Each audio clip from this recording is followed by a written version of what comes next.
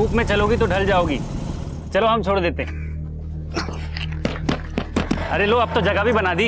दीदी तुम क्यों सुन रही हो उनकी बकवास? रिमी, इन लोगों के मुंह लग के कोई फायदा नहीं है। अरे मुंह लगाओ तो सही, तभी तो पता चलेगा कितना फायदा है। अच्छा, उतारो चप्पल, लगाऊं तेरे मुंह? चुपचाप निकल जाओ यहाँ से, वरना अभी पुलिस को कॉल करती हूँ मैं। निकलो। सॉरी मैडम, हम तो डर गए। अच्छा सुनो, प्लान में चेंज है। मीठी वाली को तुम रखो। पक्का रख ले? बिल्कुल रख लो। कहते हैं प्रतिभा की कोई उम्र नहीं होती। इसी बात को कानपुर के आरपी इंजीनियरिंग कॉलेज के 3 विद्यार्थियों ने साबित कर दिखाया है। इन्होंने यूनिक स्पेस इनोवेशन की राष्ट्रीय प्रतिस्पर्धा के लिए एक थ्योरेटिकल मार्स लैंडर बनाया है। अब ये प्रोजेक्ट स्पेस रिसर्च इंस्टीट्यूट तक भी पहुंच गया है और वहां वैज्ञानिकों के साथ मिलकर ये विद्यार्थी रनिंग मॉडल बनाने पर काम करेंगे। रिमी, तुम इस टीम की लीडर हो, कैसा लग रहा है तुम्हें? बहुत प्राउड फील कर रहे हैं। अक्सर छोटे शहरों के बच्चों को अंडर एस्टिमेट किया जाता है। हम उम्मीद करते हैं कि हमारी ये जीत उन सभी बच्चों को प्रेरणा देगी जो छोटे शहरों से आते हैं। मुकुंद, तुम कुछ कहना चाहोगे? मैम, हमें शक था, मतलब हमें यकीन था कि मतलब हमें यकीन। मैडम, मुकुंद कहना चाह रहा है कि हम सब ने बहुत मेहनत की इस प्रोजेक्ट को बनाने के लिए और हमारी पूरी उम्मीद है कि हम जल्दी मार्स लैंडर का मॉडल एसआरए के सामने प्रेजेंट करेंगे। मुकुंद, माइक देख के तुम ऐसे नर्वस हो गए थे जैसे तुम्हारे सामने किसी ने बंदूक रख दी हो।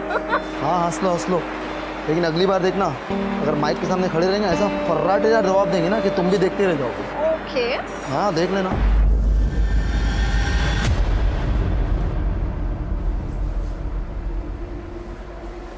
चलो तुम ही जाओ, तुम्हारा दोस्त है मेरा थोड़ी।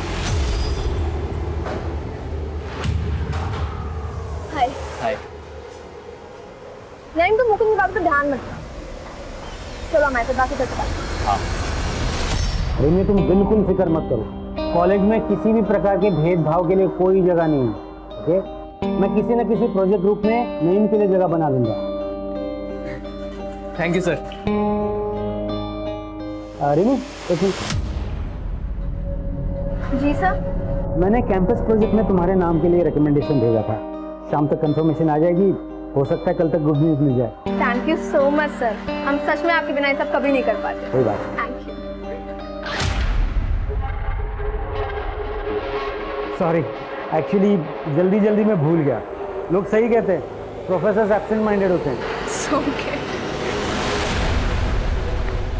क्या बात है रिमी, हमारा आइडिया चोरी करके बड़ा नाम बटोरा जा रहा है। ये क्या बदतमीजी है रघु, और कितनी बार बताया तुम्हें? वो तुम्हारे अकेले का आइडिया नहीं था, टीम का था। हम एक टीम थे, तुम्हें अलग रास्ता चुनना था, तो उसमें हमने कुछ गलत नहीं किया। और उल्टा वो जो तुम गंदी हरकत करने जा रहे थे रिमी, तू भी कोई दूध की धुली भी नहीं है। लड़की होने का अच्छा फायदा उठाना जानती है तू। तुम कहना क्या चाहते हो? अब भोली बनने का नाटक मत कर। किस किस को नहीं फंसाया तूने अपनी खूबसूरती से? मुकुंद नहीं, यहाँ तक कि प्रोफेसर बासु।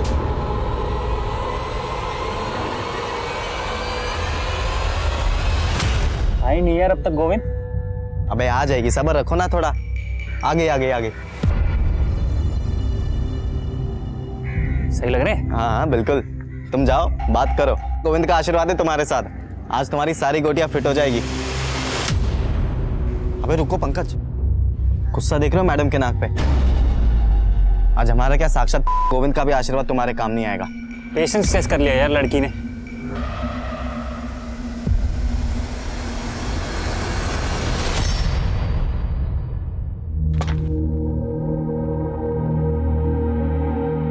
कहाँ जा रही हो डिम्पी दी?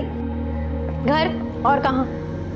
एक ही दिन की तो बात है, कल चलते हैं ना दोनों साथ में। वैसे भी बासु सर ने मेरा कैंपस सिलेक्शन में नाम दिया है, कल तक कंफर्मेशन आ जाएगा, फिर चलेंगे। रिमी, हम अब नहीं रुकने वाले हैं। एक हफ्ते से तो रुके हुए हैं यहाँ पे। पहले बोल रही थी प्रोजेक्ट हो जाने दो, अब कह रही हो कैंपस सिलेक्शन हो जाने दो। अरे तो इसमें हम क्या करें दी, इतने सारे काम हैं। अब वैसे तुम क्यों इतनी उतावली हो रही हो? तुम्हारे कहने का मतलब क्या है रिमी? हम जानते हैं कि तुम्हारा नाम अखबार में आया है और तुम्हें 2-3 मेडल भी मिले हैं, लेकिन इसका मतलब ये नहीं है कि तुम्हारा काम इंपॉर्टेंट है और हमारा नहीं। हमने ऐसा कब कहा दीदी? तुम्हारा कहने का मतलब तो यही था ना रिमी। तुम ये बताने की कोशिश कर रही हो कि तुम्हारे पास प्रोजेक्ट है और हमारे पास नहीं। ठीक है, तुमको जो भी समझना है समझो, हमें तुमसे बहस ही नहीं करनी है।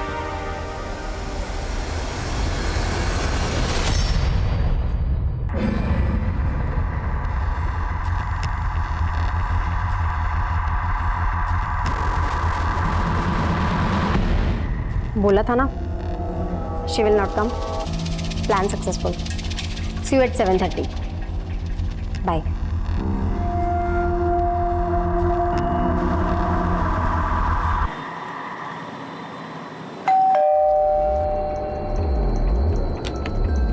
कौन है?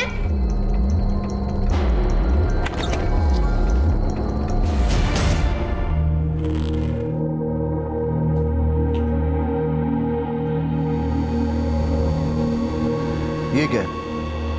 अरे हमने दवाई खा ली है, भूल गए क्या? कल रात को दवाई खाई थी आपने, अभी नहीं खाई है. लीजिए.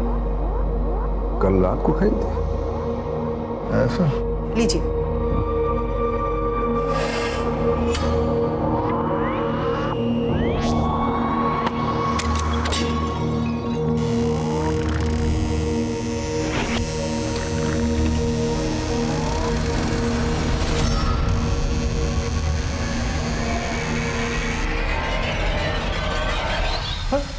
अरे डिम्पी, इतनी रात को बेटा? हाँ माँ, बस लेट हो गई थी. लेकिन आप लोग अभी तक सोए नहीं. हम आपको डिस्टर्ब नहीं करना चाहते थे, इसलिए खुद से चाबी खोल के अंदर आ गए. और रिमी कहाँ है? वो उसे कुछ काम था तो वो कल आएगी. अरे तो तुम भी और एक दिन रुक जाती, कल उसी के साथ आ जाती. उसे क्यों अकेला छोड़ दिया? अच्छा आप चिंता मत करिए, हम फोन करके देखते हैं उसको. रिमी रिमी रिमी, इस घर में तो मेरी किसी को कदर ही नहीं है. सिर्फ एक ही बेटी है.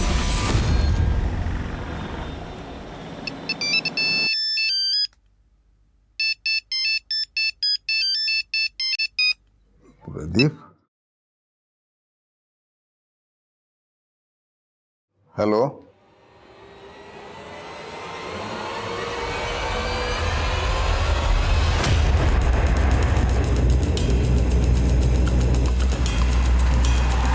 जैन सर, आइए. सर, लड़की का नाम रिमी गुप्ता है, उम्र 22 साल. आरके इंजीनियरिंग कॉलेज में पढ़ती थी. लड़की को यहीं पे इस घर में जला के मारा गया है. रिमी अपने बड़ी बहन डिम्पी के साथ यहाँ पे किराए पे रहती थी. फैमिली राजपुर में रहती है, यहाँ पे आने के लिए निकल चुकी है. और सर एक बात है, इसका फोटो अखबार में पिछले हफ्ते आया था. कोई कंपटीशन जीता था इसने. सर अजीब बात है, रिमी के स्टमक और थाइस के बीच की बॉडी को जलाया गया. कातिल का इसके पीछे मोटिव क्या हो सकता है? विक्टिम के सर पे पहले बोतल से वार किया गया होगा, शायद रेप भी हुआ, फिर जलाया गया. पॉसिबल है कि रेप को छुपाने के लिए ये सब किया गया. और सर मोबाइल भी नहीं मिला. अशोक जी, जी सर. कुछ मिला? नहीं सर, बड़ी अजीब बात है सर. ना ही दरवाजे पे, ना ही कहीं और घर पे कहीं एक भी फिंगरप्रिंट नहीं मिला है.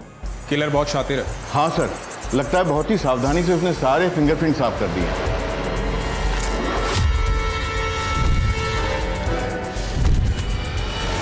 सर इस घर के मालिक प्रदीप शर्मा ने सबसे पहले बॉडी देखी और उन्होंने हमें इन्फॉर्म किया. आज सुबह जब हम सैर के लिए निकल रहे थे तभी हमने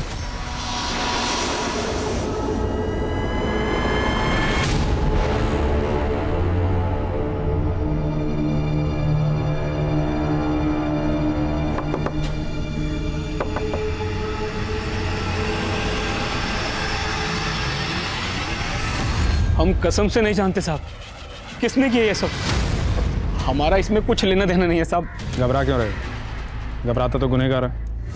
पुलिस, क्या हुआ यहाँ पे? रिमी कहाँ है? रुकिए, आप आगे मत जाइए. रुकिए. अरे आप हमें अंदर क्यों नहीं जाने? हाँ मैं बताता हूँ क्या हुआ, लेकिन आप अंदर नहीं जा सकते. अरे रुकिए, दीजिए ना.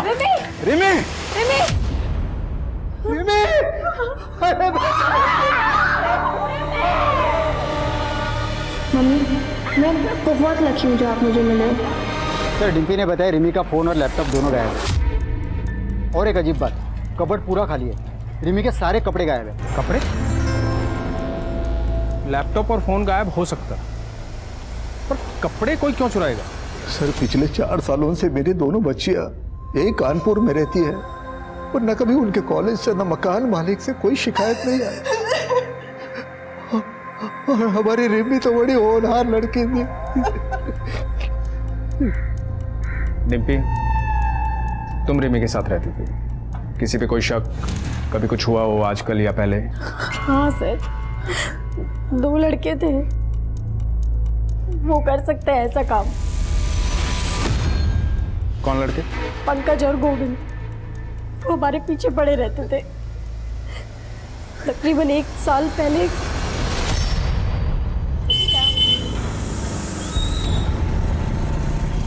धूप में चलोगी तो ढल जाओगी। चलो हम छोड़ देते हैं। अरे लो, अब तो जगह भी बना दी। दीदी तुम क्यों सुन रही हो उनकी बकवास? रिमी, इन लोगों के मुंह लग के कोई फायदा नहीं है। अरे मुंह लगाओ तो सही, तभी तो पता चलेगा कितना फायदा है। अच्छा, उतारो चप्पल, लगाओ तेरे मुंह। चुपचाप निकल जाओ यहाँ से, वरना अभी पुलिस को कॉल करती हूँ मैं। निकलो। सॉरी मैडम, हम तो डर गए। अच्छा सुनो, प्लान में चेंज है। मीठी वाली को तुम रखो। पक्का रख ले। बिल्कुल रख लो। हम उन लोगों से इतना परेशान हो गए थे कि हमने वो मोहल्ला छोड़ दिया था, और जब हम यहाँ आए तो वो हमारा पीछा करते करते इस मोहल्ले तक आ गए। कहाँ रहते हैं पंकज और गोविंद, जानती हो? हाँ सर।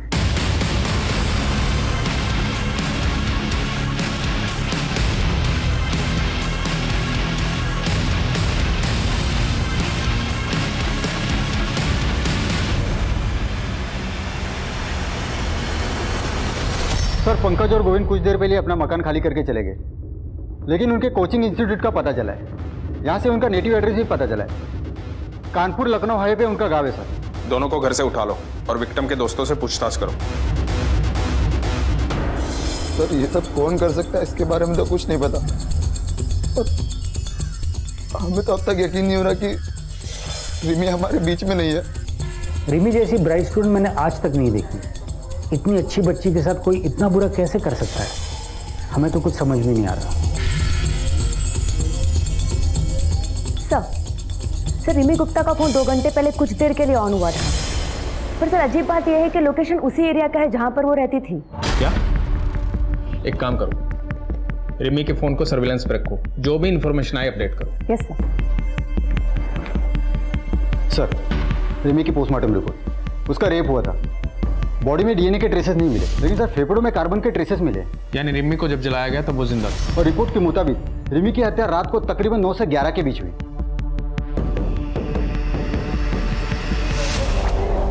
बोलो।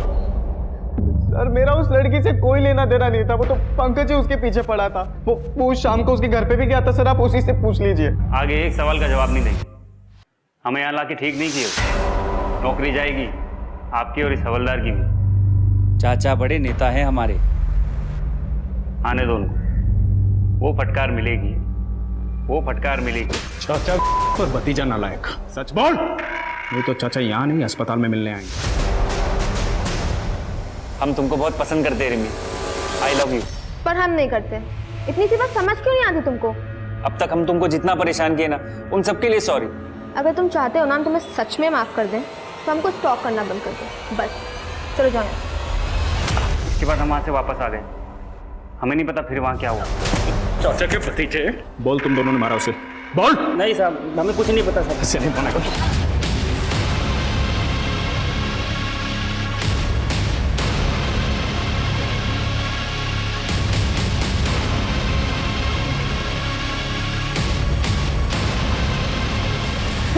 रिमी का फोन फिर से ऑन हुआ है। चल।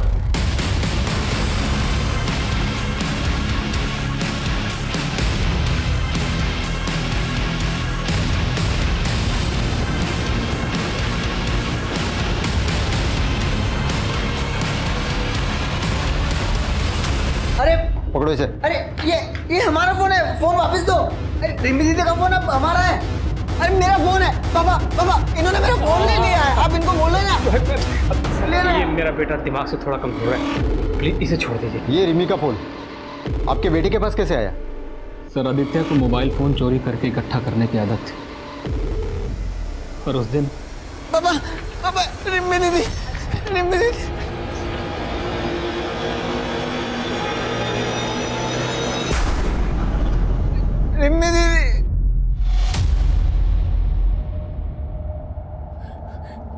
आदित्य बेटा तू घर जा। हाँ तू घर जा, बाहर मत निकलना। घर जा, शाबाश, घर जा। आदित्य, आप रिमी को जानते हो?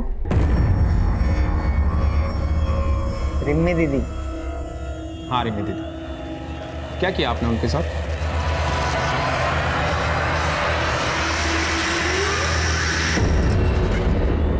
शादी किया, रिमी दीदी के साथ शादी किया। क्या हुआ था उस दिन? किसने जलाया उसे?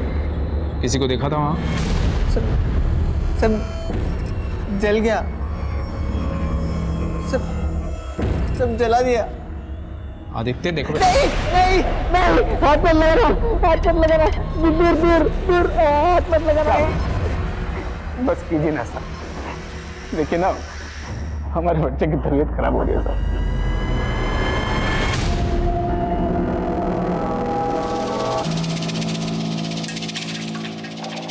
सर, आदित्य के पास हमें जितने भी मोबाइल मिले सब चोरी के थे। उसके पड़ोसी ने बताया कि पिछले 5 सालों में उनके घरों से कई मोबाइल चोरी हो गए। हम ये पता लगाने की कोशिश कर रहे हैं कि कौन सा मोबाइल किसका है। रिमी का फ़ोन अनलॉक हुआ? नहीं सर, हमने IT डिपार्टमेंट को बोला है। सर, आदित्य का फ़ोन स्कैन किया हमने, उसमें रिमी और डिम्पी के कई सारे फोटोज और वीडियोज़ है जो चुपके से ली गई है। ये वीडियो रिमी की मौत के 1 दिन पहले का वीडियो है। पापा इतनी जल्दी शादी क्यों करनी है? एक बार डिम्पी दी का ग्रेजुएशन हो जाने दीजिए, उसके बाद शादी की बात कर लीजिएगा। अरे 21वें साल में ग्रेजुएशन हो जाती है सबकी। तेरी दीदी जो है कुछ महीनों में 25 की हो जाएगी, अब तक ग्रेजुएशन नहीं हुआ उसका, अब कब तक पढ़ती रहेगी? आपने अपने बयान में लिखवाया था कि आप रिमी से 2 हफ्ते पहले मिले थे। ये वीडियो रिमी की हत्या से 1 दिन पहले का है। मतलब आप कहना क्या चाहते हैं? मतलब आप हम पर शक कर रहे हैं? देखिए हम भी पुलिस में थे, आपको ये कहना कि हम ही ने हमारी बेटी को, देखिए हम 2 हफ्ते पहले मिले थे रिमी से। झूठ मत बोलिए इंद्रजीत जी, सबूत है हमारे पास। क्या सबूत है? ये क्या सबूत दिखा रहे हैं? हम जो बोल, हम झूठ बोल रहे हैं क्या? बताइए। 1 मिनट सर, हमारे पापा अल्जाइमर के पेशेंट हैं, वो अक्सर चीज़ों को भूल जाते हैं। अरे हमने दवाई खा ली है, भूल गई क्या? कल रात को दवाई खाई थी आपने, अभी नहीं खाई है। इसी बीमारी के चलते पुलिस डिपार्टमेंट ने उन्हें जल्दी रिटायर करा था। वो झूठ नहीं बोल रहे, वो इस घटना को भूल चुके हैं। ठीक है। इंद्रजीत, आदित्य और प्रदीप और वो दोनों लड़के गोविंद और पंकज, इन सब के काले चिट्ठे निकालो। कातिल इनमें से कोई है। सब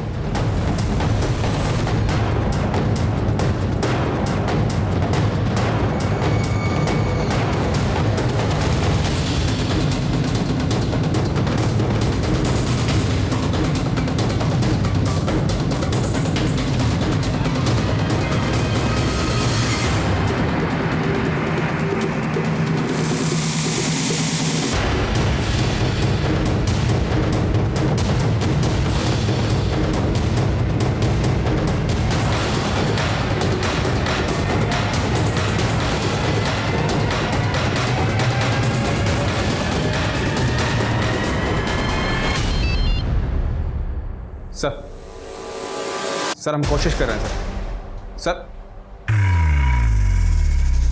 क्या हुआ सर? छुट्टी पे जा रहा हूं। 6 महीने तक रिमी गुप्ता का केस अखबारों की सुर्खियां बटोरता रहा, लेकिन पुलिस कातिल तक नहीं पहुंच पाई।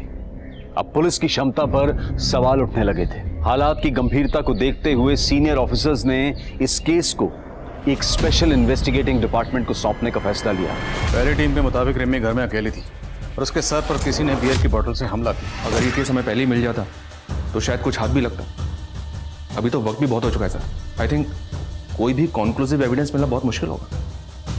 हाँ ना धीरज, 6 महीने गुजर चुके हैं और हमारे सामने सस्पेक्ट की लंबी लिस्ट है। काम मुश्किल जरूर है पर नामुमकिन है। सर, रिमी के पिता खुद एक रिटायर्ड पुलिस ऑफिसर और सस्पेक्ट लिस्ट में है। आपको क्या लगता है सर, क्या एक पिता अपनी बेटी को? हमने ऐसे कितने केसेस देखे हैं जहाँ पे रिश्तों की मर्यादा को लांघा गया है। और सबसे इंपॉर्टेंट बात, फॉरेंसिक और क्राइम सीन से कोई फिंगरप्रिंट्स नहीं मिले। मतलब कातिल जो भी है वो हमारी तहकीकात के तरीकों से अच्छी तरह से वाकिफ है। तो मुमकिन है कातिल पुलिस वाला। और सर दूसरा सस्पेक्ट आदित्य गुप्ता, मकान मालिक प्रदीप का बेटा। और प्रदीप के मुताबिक उसका बेटा आदित्य स्टेबल है। रिमी का फोन आदित्य के पास मिला, राइट? Right sir. और हमारे मेन सस्पेक्ट्स हैं पंकज और गोविंद। हो सकता है सर इन्हीं सस्पेक्ट्स में से कोई कातिल हो। नीरज, इस केस में हमें कई फ्रेंड पर एक साथ काम करना होगा। प्रतिमा सर, रिमी जहाँ रहती थी तुम उस मोहल्ले में सेटल हो जाओ, बिल्कुल एक नॉर्मल लड़की की तरह। सस्पेक्ट्स के आसपास रहो, हर चीज़ पर नजर रखो। सब्जी वाला, दूध वाला, आयरन वाला, सबकी कुंडली निकालो। इन शॉर्ट, हनुमान नगर में अगर पत्ता भी हिलता है तो उसकी इन्फॉर्मेशन मुझे चाहिए। Okay sir. नीरज, अपने एक आदमी को रिमी के उन्नाव वाले घर के पास सेटल करो। उसे बोलो वहाँ से जितनी इन्फॉर्मेशन निकाल सकता है निकाले। देखते हैं रिमी के कत्ल के तार कहीं उसके उन्नाव वाले घर से तो नहीं जुड़े। सर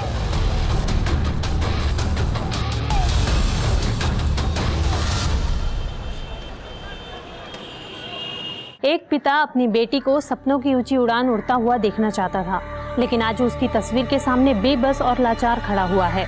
कभी खुद पुलिस डिपार्टमेंट का हिस्सा रहे इंद्रजीत गुप्ता आज अपनी बेटी को ही न्याय दिलाने के लिए दर दर भटक रहे हैं।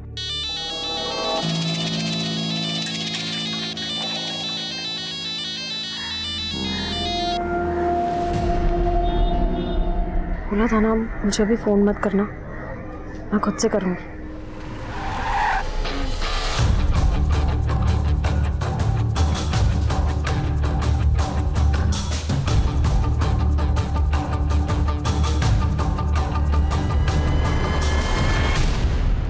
सर हम कौन सी नई बात बताए अब आपको? जो कुछ भी हमें मालूम था सब तो बता दिया। फिर भी कोई ऐसी बात जो आप लोग बताना भूल गए हो? कुछ भी, कोई भी छोटी बड़ी बात रिमी से जुड़ी हुई? सर आदित्य हमारे लैंडलॉर्ड का बेटा अक्सर अजीब हरकतें किया करता था। पहले हमने इस बारे में कभी ध्यान से सोचा नहीं, लेकिन अब सोचते हैं तो लगता है कि अब क्या लगता है? ऐसा लगता है कि रिमी के लिए उसके अंदर एक जुनून और एक दीवानापन था। अरे डिम्पी, तू कब आई कॉलेज से? रिमी कहाँ है? ये लोग कौन है? हमारे पापा अल्जाइमर के पेशेंट हैं, वो अक्सर चीज़ों को भूल जाते हैं।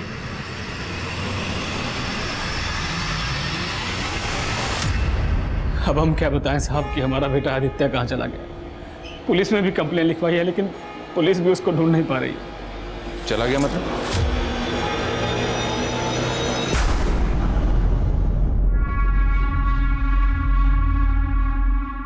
आदित्य बेटा यहाँ कहाँ बैठा है? अरे मैं तुझे पागलों की तरह कहाँ ढूंढ रहा हूँ। चल चल घर चल। नहीं, हमको घर नहीं आना। क्यों, क्या हुआ? हमको डर लगता है। ओह, हम भी जल गए तो? नहीं, हम नहीं आएंगे। नहीं नहीं नहीं नहीं, कुछ नहीं, मैं हूं ना, मैं हूं। नहीं नहीं कुछ नहीं, नहीं, हमको नहीं आना, हमको घर नहीं आना। नहीं नहीं, हमको घर नहीं आना। नहीं आदित्य, पता नहीं साहब, पूरा 1 महीना हो गया, पता नहीं किस हालत में होगा मेरा बच्चा। कहीं ऐसा तो नहीं कि प्रदीप ने खुद ही अपने बेटे आदित्य को कहीं छुपा दिया ताकि हमसे बचा सके उसे? ऐसा लगता तो नहीं है सर। 1 महीने पहले पुलिस कंप्लेन दर्ज करवाई थी उसने। आदित्य के पीछे खबरें को लगाओ। जी सर, मैंने इंद्रजीत की फैमिली के सभी मेंबर्स की कॉल डिटेल्स निकालने के लिए भी कह दिया। हो सकता है सर कोई पारिवारिक दुश्मनी का मामला हो, जवान लड़की थी, कोई प्यार व्यार का चक्कर हो।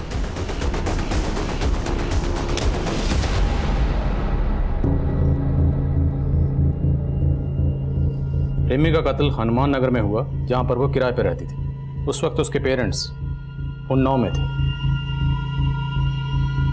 रिमी एक कॉलेज स्टूडेंट थी, और आजकल के बच्चे अपनी पर्सनल बातें अपने फैमिली मेम्बर्स की बजाय अपने फ्रेंड्स से ज़्यादा शेयर करते हैं। लेकिन पिछली टीम ने ना तो रिमी के किसी दोस्त के बारे में, ना टीचर के बारे में, और ना ही कॉलेज के बारे में कोई इन्फॉर्मेशन नहीं दी। और मुझे लगता है कि तहकीकात का सबसे बड़ा लूप होल यही है।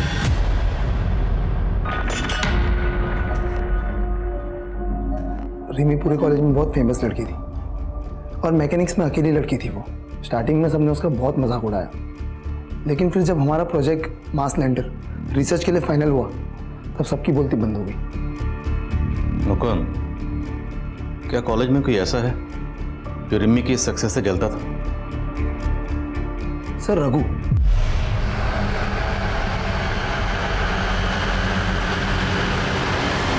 रघु रिमी से बहुत नाराज था।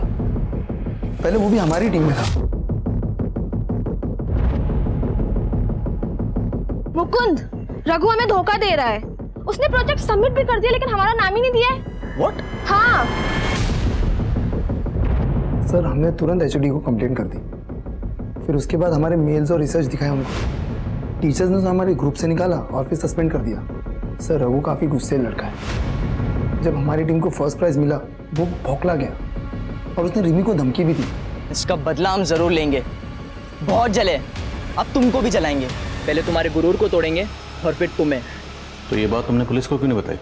सर वो रिमी की डेथ की वजह से हम लोग बहुत शौक में थे सर। रहता कहाँ है रघु? माना कि हम रिमी से गुस्सा थे, हमने उसे धमकाया भी था, लेकिन हमारा यकीन कीजिए सर, हमने रिमी को नहीं मारा। सिर्फ धमकाया।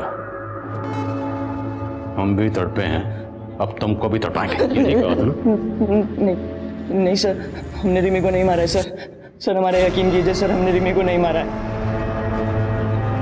नहीं मारा है सर हमने। एक इन्फॉर्मेशन मिली है सर, ये रिमी की बड़ी बहन डिम्पी कुछ तो गड़बड़ कर रही है। सुना है सर कि इन दोनों बहनों के बीच काफी अनबन रहती थी। मोहल्ले वालों ने बताया कि जिस रात रिमी का मर्डर हुआ था, उस रात ये रिमी के घर को छोड़कर अपने घर चली आई थी और इसको छोड़ने के लिए कोई लड़का आया था। डिम्पी को छोड़ने को लड़का आया था? ये खबर पक्की है? जी सर, मैंने 2-3 पड़ोसी से कंफर्म किया है। उनका कहना है कि उन्होंने खुद अपनी आंखों से देखा था।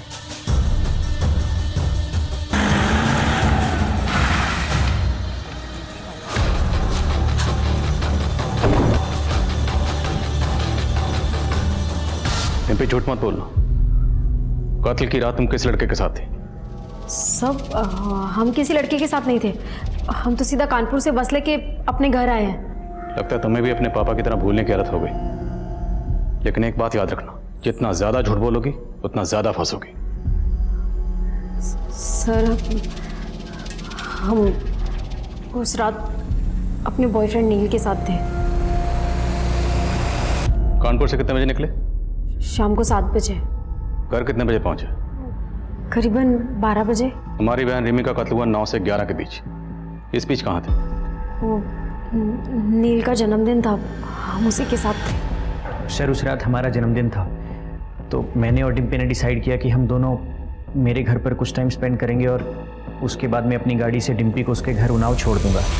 इस नील के कॉल रिकॉर्ड्स निकलो, देखते हैं इसकी बात में कितनी सच्चाई है। सर क्या आपको लगता है कि रिमी की मौत की जिम्मेदार उसकी बहन डिम्पी है? खून के रिश्ते कितने भी गहरे क्यों ना हो, लेकिन नफरत और जलन की आग किसी भी रिश्ते को जलाकर खाक कर देती। डिम्पी ने हमारे सामने आदित्य का नाम लिया। हो सकता है उसने खुद से और अपने बॉयफ्रेंड नील से ध्यान हटाने के लिए किया। तो रिमी की मौत की वजह डिम्पी की जलन है, बात कुछ और है। पंकज और गोविंद पिछली टीम के ये प्राइम सस्पेक्ट थे, लेकिन इन दोनों का नाम भी डिम्पी ने लिया था। उठाओ इन दोनों। तुम्हारी वजह से मैं यहाँ बार बार लाया जा रहा है। हमें भी पता है तुम हमें दोस्त दोस्त बोल कर ना हमारे आगे पीछे काहे घूमते हो, समझे? अब ज्यादा जबान चलाई ना तो उखाड़ के जेब में डाल देंगे। क्या बोले बे? क्या करोगे बे? अबे तुम गलती। ये नौटंकी बंद करो और ये बताओ कि रिमी को क्यों मारा? सर हम इतने महीने से एक ही बात कह रहे कि हम बेकसूर हैं, हमने इस सब में कुछ भी नहीं किया। एक बात अच्छी तरह से समझ लो, तुम लोगों को तब तक चैन की सांस नहीं मिलेगी जब तक कातिल पकड़ा नहीं जाता। इसलिए सोचो, अच्छी तरह से सोचो।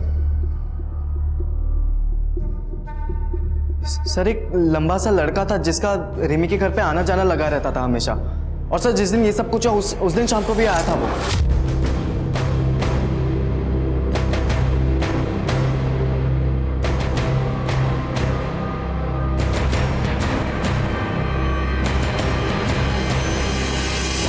कौन था वो लड़का?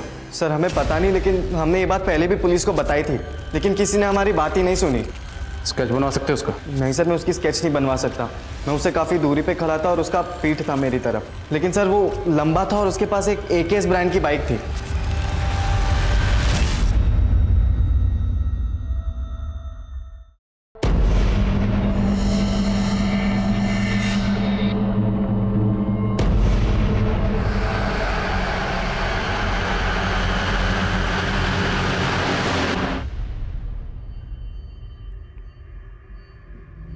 पापा थोड़ा सा खाना खा लीजिए। नहीं खाना है हमें। तुम अगर रिमी को अकेला नहीं छोड़ के आती तो आज ये सब कुछ नहीं होता।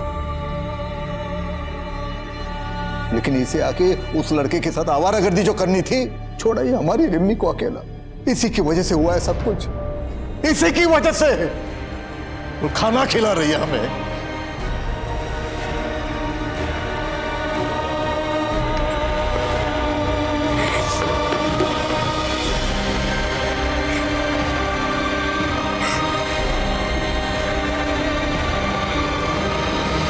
तमाम डेटा से कंफर्म हो गया है। रिमी का जिस रात को कत्ल हुआ उसी रात रिमी के मोहल्ले में नईम सरफराज नाम के लड़के का फोन एक्टिव था। नईम सरफराज, ये रिमी का दोस्त है ना? हाँ सर, हम उस शाम रिमी के घर गए थे, उसे कॉन्ग्रेचुलेशन कहने, उसका कैंपस सिलेक्शन जो हो गया था। रिमी के तो और भी बहुत दोस्त थे, तो सिर्फ तू ही क्यों गया? सर हम और रिमी एक दूसरे से बहुत प्यार करते थे। नईम, क्या हुआ? मिठाई लाए हो? क्या बात है? किसी मिठाई की शॉप में पार्ट टाइम जॉब कर ली है? बताते हैं, पहले अंदर तो आने दो। अरे अब बताओ भी। सबसे पहले तो ये मुंह मीठा करो। तो केविन, बात ये है, जो हमारी मोहतरमा है मिस रिमी गुप्ता, उनका कैंपस सिलेक्शन हो गया है, वो भी एक मल्टीनेशनल कार मैन्युफैक्चरिंग कंपनी में। क्या? Oh my God, I'm so happy.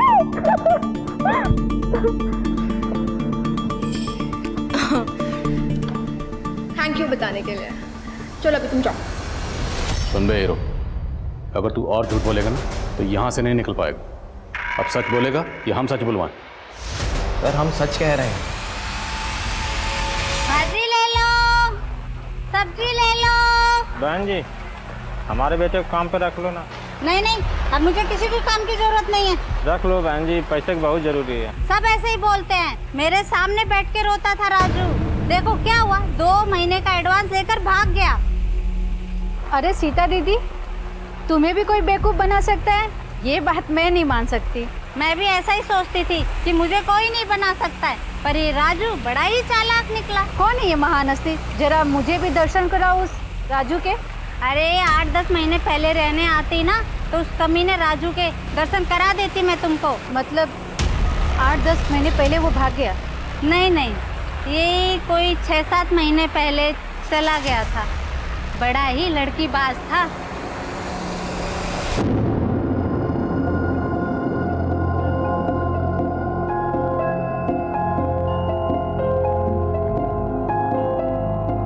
ए राजू, कहाँ जा रहा है?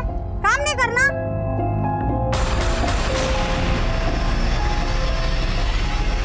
भले ही दारू के साथ कुछ नहीं कहा जा सकता, लेकिन धीरज, फिर भी इस लीड को इग्नोर नहीं कर सकते। लेकिन सर, इस आदमी के बारे में हमें और कुछ नहीं पता है। ना कोई नंबर है, ना कोई एड्रेस है। डमडेटा के डिटेल्स में भी किसी भी प्रोफाइल से मैच नहीं करता। मोहल्ले के सब्जी वाले के अलावा किसी ने इसके बारे में कुछ नहीं बताया। प्रतिमा, तुम श्योर हो वो सब्जी वाली सच बोल रही है? सर इतने नामों को हमने टटोला, इस आदमी को भी टटोल कर देख लेते हैं। एक काम करो, कत्ल के 7 दिन पहले का डमडाटा निकालो, उसमें जितने भी प्रोफाइल्स हैं सारे प्रोफाइल से स्केच मैच करो, शायद कुछ मिल जाए। और मोहल्ले में भी सबको ये स्केच दिखाओ, शायद कोई क्लू मिले।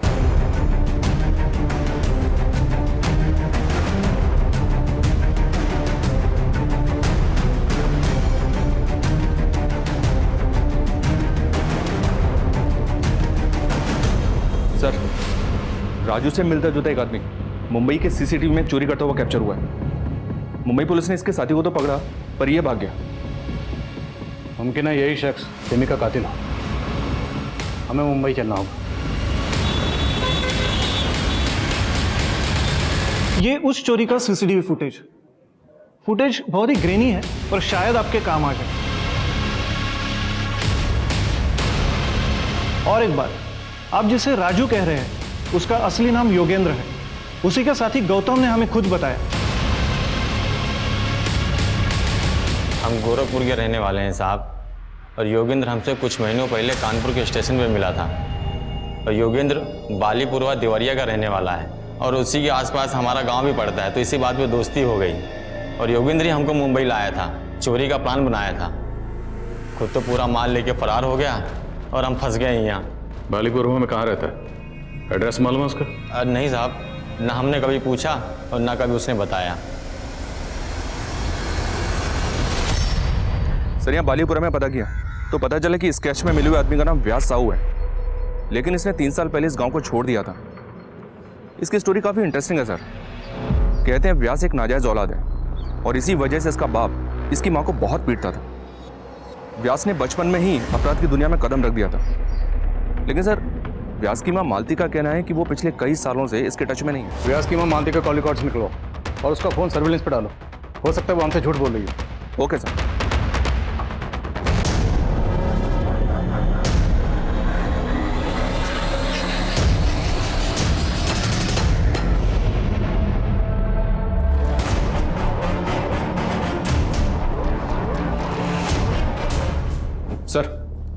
व्यास की माँ मालती को लखनऊ से एक नंबर से 3 बार कॉल आया है। ये खबर पढ़ो। 2 दिन पहले लखनऊ में स्वाति नाम की लड़की का रेप किया गया, बिल्कुल वैसे ही जैसे रिमी का हुआ। पहले रेप, फिर जलाया गया और जलाने के बाद रेपिस्ट लड़की के कपड़े अपने साथ में ले गए। यानी कि योगेंद्र उर्फ राजू उर्फ व्यास शायद इस वक्त लखनऊ में है। करेक्ट। लखनऊ पुलिस से कांटेक्ट करो, इससे पहले वो वहाँ से फरार हो, हमें से पकड़ना। सर, जिस नंबर से व्यास की माँ को कॉल आ रहे थे वो आपके एरिया में ही एक्टिव है। व्यास शाहू आपके आसपास ही है।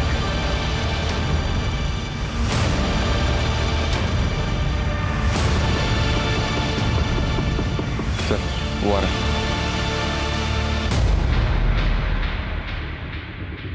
है। रुक, किधर? अरे आना। रुक।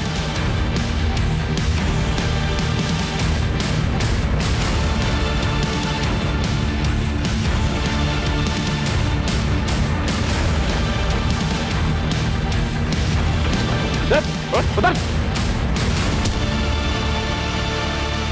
राजू उर्फ योगेंद्र उर्फ व्यास साहू, बहुत शौक है ना तुझे लोगों को तड़पाने का।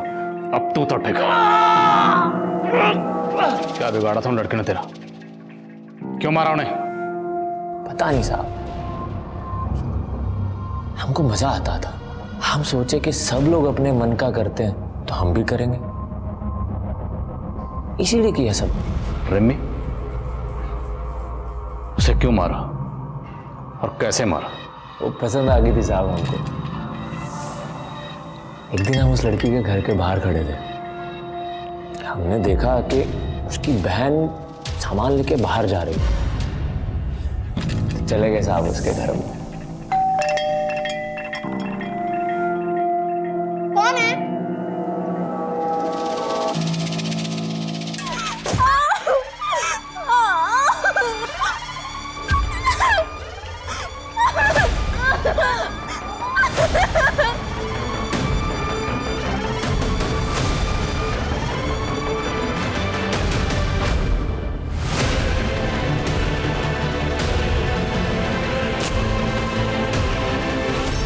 तहकीकात कर रही थी साहब।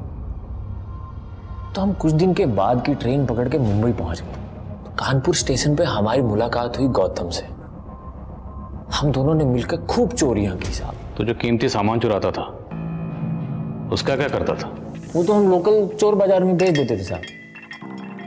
और वो लड़कियों के कपड़े वो क्यों चुराता था? खुशबू आती थी साहब, हमारे शिकार की खुशबू। लड़कियों के कपड़े ओढ़ के सोने का मजा ही अलग है साहब। अब तुझे मजे हम दिलाएं।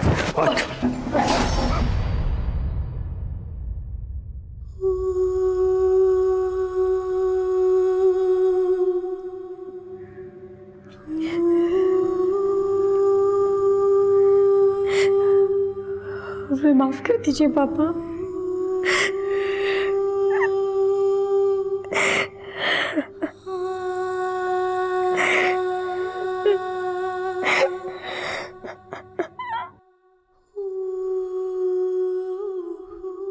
व्यास से आगे पूछताछ करने पर पुलिस को कई चौंका देने वाली जानकारियां मिली।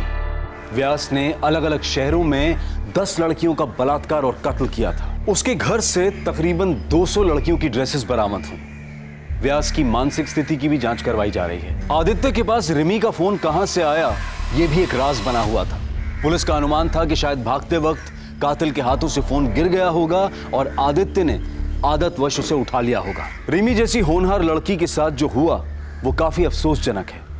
एक समाज की प्रगति काफी हद तक इस बात पर निर्भर करती है कि उस समाज की महिलाएं कितनी सुरक्षित हैं, और महिलाओं को एक महफूज माहौल मुहैया कराना समाज का दायित्व है। अगर आज के दौर की बात करें तो CCTV cameras, alert security staff और डे नाइट पेट्रोलिंग, ये सभी चीजें क्राइम अगेंस्ट वुमेन पर काबू पाने के लिए बहुत ही असरदार साबित हो सकती हैं। हर राज्य, हर जिले, हर गांव, हर शहर की पुलिस को इन मुद्दों पर ध्यान देना चाहिए ताकि हमारे देश की महिलाएं डर और दहशत के माहौल से परे आत्मविश्वास की जिंदगी जी पाएं। अब मैं अनूप सोनी आपसे विदा लेता हूं। फिर मुलाकात होगी क्राइम पेट्रोल सतर्क में एक और नए केस के साथ।